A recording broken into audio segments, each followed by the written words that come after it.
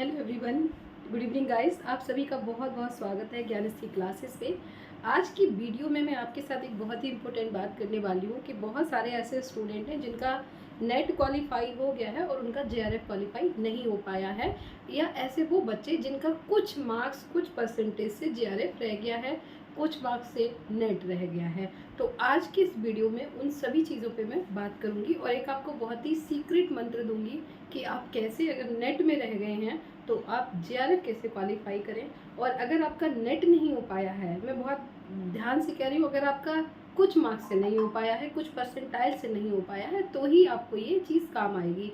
अगर आप बहुत ज़ीरो पे खड़े हुए हैं, आप अपनी तैयारी को शुरू कर रहे हैं, तो ये फॉर्मूला आपके एकदम काम नहीं आने वाला है। तो एक चीज़ बिल्कुल ध्यान में रखिए कि अगर आपका कुछ मार्क्स परसेंटाइल से रहा है या फिर आपका नेट हुआ है, जेआरएफ नहीं हुआ है, तभी ये फॉर्मूला काम आएगा।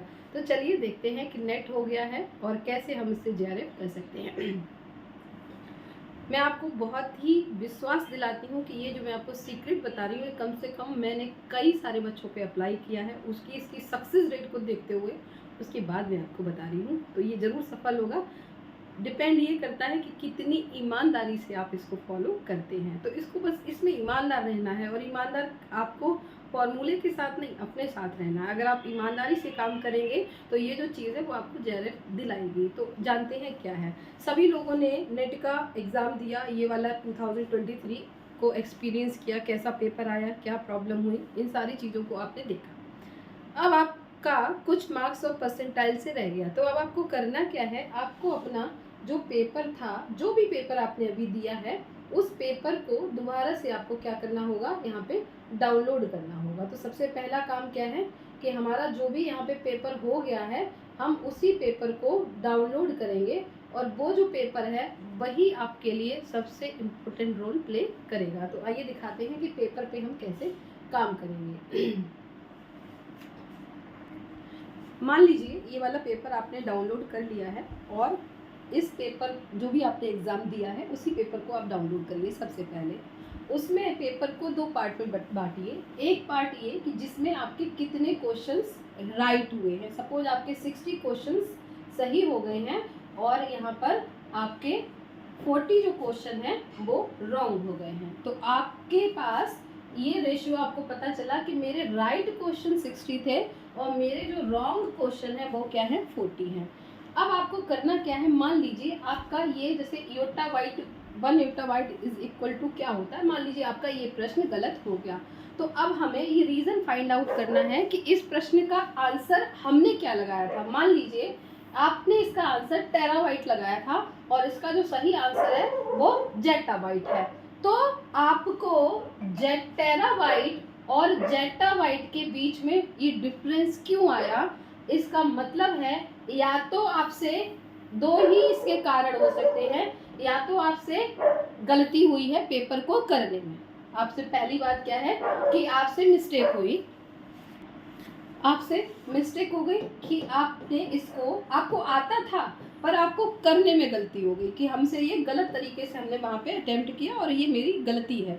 तो इसके लिए तो कोई दिक्कत नहीं है, इसमें आप आगे से बहुत अवेयर रहिए, पढ़ने में, करने में, समझने में। दूसरा प्रॉब्लम क्या हो सकता है, प्रॉब्लम नंबर 1, दूसरा प्रॉब्लम ये हो सकता है कि आपको ये आता ही नहीं हो, यानी कि दैट मीन्स कि आपको इस कंसेप्ट के बारे में क्लियर ही नहीं था और आपका जो कंसेप्ट था वो ही रॉन्ग था। अगर आप इसमें हैं तो बहुत प्रॉब्लम वाली बात नहीं है। अगर आप यहाँ पर इसमें हैं कि आपको ये प्रश्न आता नहीं था, तो अब आपको क्या करना है कि इस प्रश्न का आपको इंटरनेट की मदद से या जहाँ से भी आप स्टडी कर रहे हैं, हर जगह से आपके इसके कंसेप्ट को क्लियर करना है और उस कंसेप्ट पे नोट्स बनाना है। तो आपके अगर 60 प्रश्न सही हुए थे तो आपको इन 40 क्वेश्चंस का क्या बनाना होगा, एक शॉर्ट नोट्स तैयार करना होगा। गाइज ये बहुत ज़रूरी है कि हमारा जो ब्रेन होता है वो हमेशा, अगर हमने कोई गलत इन्फॉर्मेशन इसमें सेव कर दी है तो वो एज इट इज़ वैसा ही सेव रहता है, और जब भी बार बार हमारे सामने वो प्रश्न आएगा तब हम बार बार जो उसका आंसर है वो वही देंगे।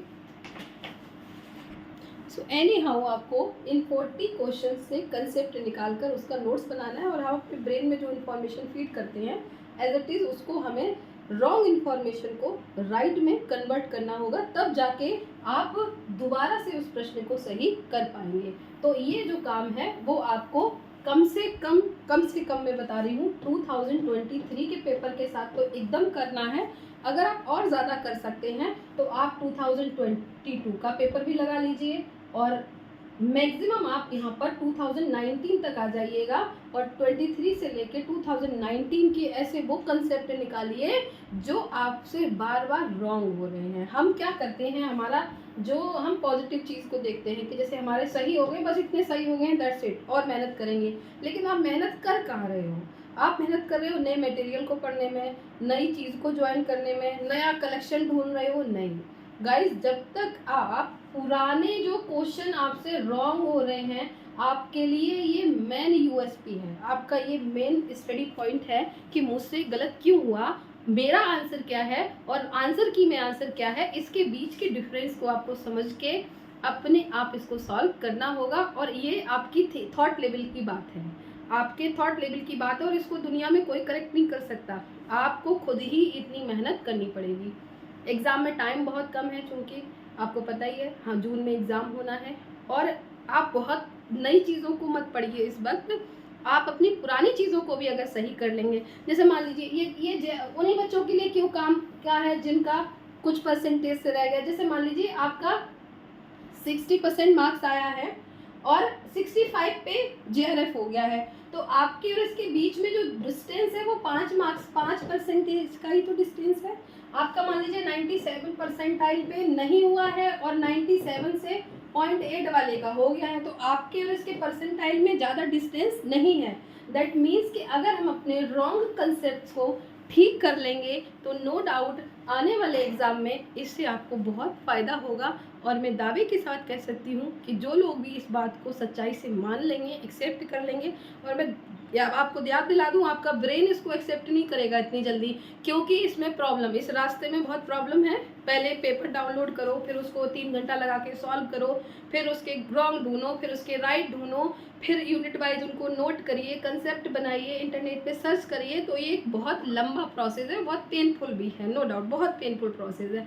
लेकिन अगर आपका मन और आपका दिमाग, आपका शरीर आपको इसको अलाउ करेगा और आपने ये वाला काम कर लिया, तो आपको ना तो JRF से कोई रोक सकता है, और अगर आपका कुछ परसेंट से नेट हुआ है उसको भी नहीं रोक सकता। ये एकदम से उन बच्चों के लिए नहीं है जो 0 से शुरू कर रहे हैं। उसका कारण क्या है कि 0 पे खड़े हुए व्यक्ति को जो डिस्टेंस मैंने बताया कि 60 से 65 का डिस्टेंस है, उसको इस 60 पे भी तो पहुंचना है कि पहले आपको जो आप 0 पे हैं, 0 से 60 तक का सफ़र तय करना है। वो सही किताबें पढ़ने से, सही कोचिंग पढ़ने से, सही सेल्फ स्टडी से एक लंबे समय तक आपको ये काम करना है।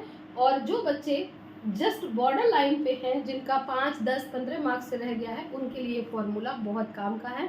वीडियो कैसी लगी है ज़रूर बताएं, क्योंकि मेरी तबीयत भी ठीक नहीं है, लेकिन चूँकि समय बहुत कम है तो ये बात आप तक पहुंचानी बहुत ज़रूरी थी। तो वीडियो को लाइक करें, चैनल को भी सब्सक्राइब करें, and thank you so much. किसी भी तरह का कोई क्वेरी है तो यहीं पर लिख के पूछ लें, डेफिनेटली मैं बताने की कोशिश करूँगी। पेपर 1 के लिए मैं फ्री ऑफ कॉस्ट पढ़ा रही हूँ। टेलीग्राम पे ज्ञानस्थली को जरूर ज्वाइन कर लें, जिसमें आपको नोट्स और क्लासेस मिलेंगी। Thank you so much and all the best.